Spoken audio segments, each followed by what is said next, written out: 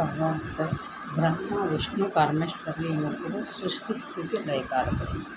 బ్రహ్మదేవుడికి గుడులు ఎక్కడ లేవని రాజస్థాన్లోని పుష్కరిణి అని ఘాట్ అని అక్కడ ఒక్క దగ్గర బ్రహ్మదేవుడికి గుడి ఉంటే అది యూట్యూబ్లో నేను పెడతాను. రాజస్థాన్ వెళ్ళినప్పుడు బ్రహ్మదేవుడు పుష్కరిని దర్శించుకోవచ్చు. పుష్కరిని స్నానాలు చేసి భగవంతుని దర్శించుకోవచ్చు. బ్రహ్మ విష్ణు పరమేశ్వరుడు ఈ ముగ్గురు సృష్టి స్థితి లయకారకులు కదా. మనకి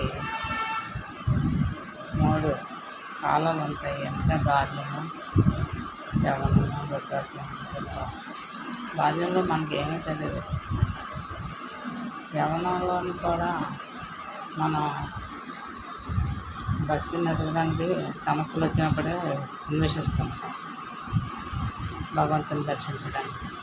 యవ్వనం కూడా తెలియదు. యవ్వనం అంతా అయిపోయిన తర్వాత కనీసం ఒక 60 సంవత్సరాలు వచ్చినప్పుడు కూడా మనం వ్యామోహం పెంచుకొని నా ఇల్లు, నా మనవలు, నా పిల్లలు అనుకోకుండా ఆ టైం అంతా భగవంతుడికి అంకితం చేస్తే మనకి లాస్ట్ క్షణాల్లోనే మనకు తోడై ఉంటాడు. మన పిల్లలు రారు, ఎవ్వరూ మన దగ్గరికి రారు. మన డబ్బు కోసం వస్తారు కానీ ఎవ్వరూ మనకు రారు.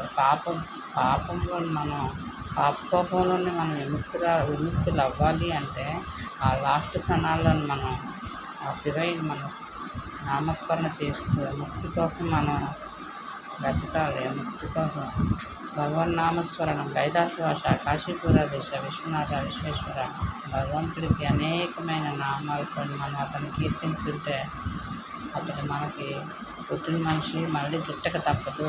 అటువంటి పుట్టిన వాళ్ళు మళ్ళీ జన్మెత్తక తప్పదు. అప్పుడైనా మనిషికి భగవంతుడు మంచి జన్మనిస్తాడు.